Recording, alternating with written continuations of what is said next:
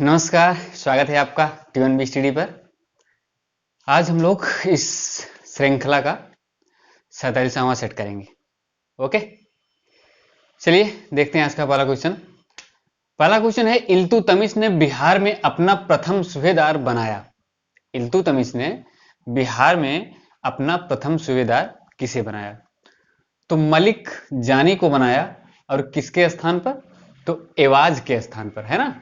Ahvaz के स्थान पर मलिक जानी को इल्तुतमिश ने बिहार में अपना प्रथम सूबेदार बनाया। नेक्स्ट क्वेश्चन है, भारत की प्रथम मुस्लिम महिला शासिका कौन थी? तो आप सबको पता होगा, रजिया सुल्तान भारत की प्रथम मुस्लिम महिला शासिका थी, है ना। और यह कब शासिका बनी? तो 1236 ईस्वी में, है ना। कब? 1236 ईस्वी में यह रुकनुद्दीन फिरोज के स्थान पर इसने सिंहासन को ग्रहण किया, है ना। रुकनुद्दीन फिरोज इसका भाई था। वह एक अयोग्य शासक था, जिसके कारण से जो तुर्की अमीर थे उन्होंने उसको हटा करके रजिया सुल्तान को दिल्ली की शासिका घोषित किया। ओके, अगला क्वेश्चन है, रजिया का विवाह हुआ। तो रजिया का विवाह अल्तुनिया से हुआ, है ना। किससे? अल्तुनिया से रजिया का विवाह हुआ। आगे है, रजिया की हत्या कब हुई? तो इसकी हत्या 1240 ईस्वी में डाकुओं के द्वारा कर दी गई। 1240 ईस्वी में डाकुओं के द्वारा रजिया सुल्तान की हत्या कर दी गई। बलबन का वास्तविक नाम क्या था? तो बलबन का वास्तविक नाम बहाउद्दीन था। यह क्वेश्चन पूछा गया है एग्जाम में कि बलबन का वास्तविक नाम क्या था? बहाउद्दीन। नेक्स्ट है, बलबन का पूरा नाम क्या था? इसका पूरा नाम गयासुद्दीन बलबन था, है ना। क्या था? गयासुद्दीन बलबन। अगला क्वेश्चन, बलबन ने अपनी पुत्री का विवाह किसके साथ किया? तो बलबन ने अपनी पुत्री का विवाह नासिरुद्दीन महमूद के साथ किया, है ना। किसके साथ? नासिरुद्दीन महमूद के साथ 1249 ईस्वी में बलबन ने अपनी पुत्री का विवाह नासिरुद्दीन महमूद के साथ किया। अगले क्वेश्चन जो हैं वह बलबन के कार्य हैं, है ना। बलबन ने कौन कौन से कार्य किए? तो सबसे पहले दीवाने अर्ज की स्थापना, है ना। बलबन ने दीवाने अर्ज की स्थापना की। दीवाने अर्ज क्या था? यह एक सैन्य संगठन था। इसका मुख्य कार्य सैनिकों की भर्ती करना, है ना, घोड़ों और सैनिकों का रख रखाव करना, उनके लिए खाद्य रसद की सुविधा या खाद्य रसद को उपलब्ध करवाना। ठीक, ये सब कार्य जो थे यह दीवाने अर्ज के थे। ओके, और उन सैनिकों की जो साज सज्जा का बेसिकली जो कार्य हुआ करता था वह भी इसी संगठन के द्वारा किया जाता था, दीवाने अर्ज के द्वारा।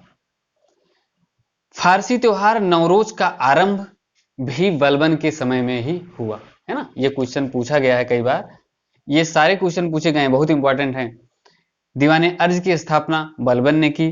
फारसी त्योहार नवरोज का जो आरंभ है इसको भी बलबन ने करवाया।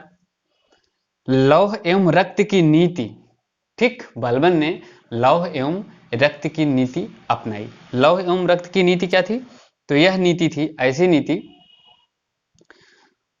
इस नीति के तहत बलबन अपने सैनिकों के साथ बलबन अपने शत्रुओं के साथ निर्ममता के साथ पेश आता था, है ना। वह तलवार के बल पर शासन करता था। कहने का अर्थ यह हुआ कि जो भी शत्रु, जो भी उसके दुश्मन थे, उनको वह माफ नहीं करता था और उनके साथ बहुत ही क्रूरता से पेश आता था। कारण यह था कि उसके शासन के दौरान उसके राज्य में कोई विद्रोह ना हो सके, यह इसका मुख्य कारण था। ठीक, लौह एवं रक्त नीति की। सिजदा एवं पैबोस की प्रथा बलबन ने ही चलवाई थी। यह भी क्वेश्चन कई बार पूछा गया है कि सिजदा एवं पैबोस की प्रथा किसके द्वारा शुरू की गई? यह बलबन के द्वारा शुरू की गई थी। इसके तहत सिजदा का अर्थ जो है वह किसी के द्वारा सुल्तान के सामने अपने घुटनों के बल पे बैठ करके अपना सर झुका करके सुल्तान के प्रभाव को स्वीकार करना होता था। ठीक, सिजदा का अर्थ। और पैबोस का अर्थ क्या होता था?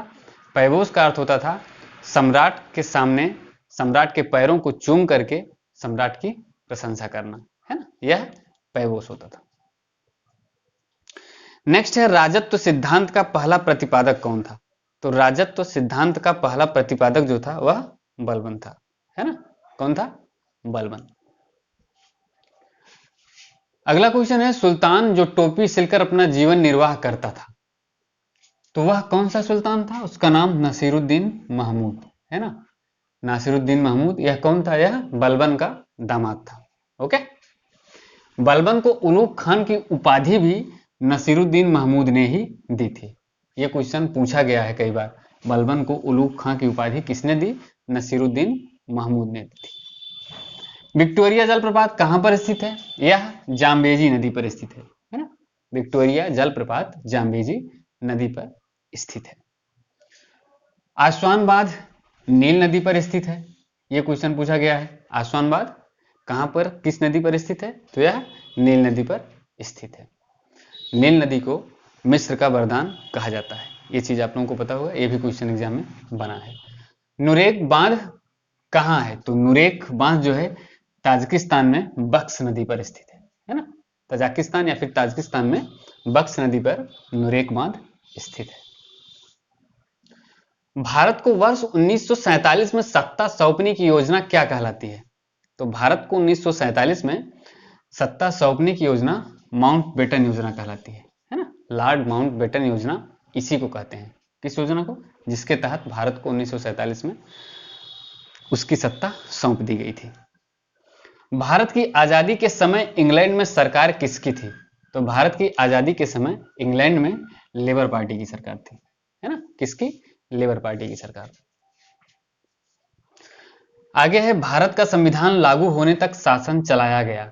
तो भारत का संविधान लागू होने तक भारत का शासन भारत शासन अधिनियम 1935 के तहत चलाया गया, और बहुत सी चीजें आज भी भारतीय संविधान में सीधी भारत शासन अधिनियम 1935 से ली गई है ना। आज भी बहुत से ऐसे जो हैं नियम कानून हैं जो भारत के संविधान में इसी भारत शासन अधिनियम 1935 से लिए गए हैं।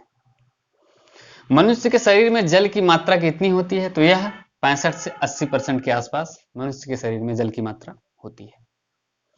मानव शरीर का सामान्य तापमान कितना होता है? तो सामान्य तापमान मानव शरीर का 98.6 फ़ारेनहाइट, है ना, या फिर 37 डिग्री सेल्सियस या फिर 310 केल्विन। ये सब अलग अलग पैमाने हैं टेम्परेचर मापने के, है ना। फ़ारेनहाइट, सेल्सियस और केल्विन। तो इसको अगर केल्विन में देखा जाएगा तो 310 केल्विन होता है, डिग्री सेल्सियस में देखा जाएगा तो 37 डिग्री सेल्सियस होता है, और फ़ारेनहाइट में देखा जाएगा तो 98.6 फ़ारेनहाइट होता है। ओके।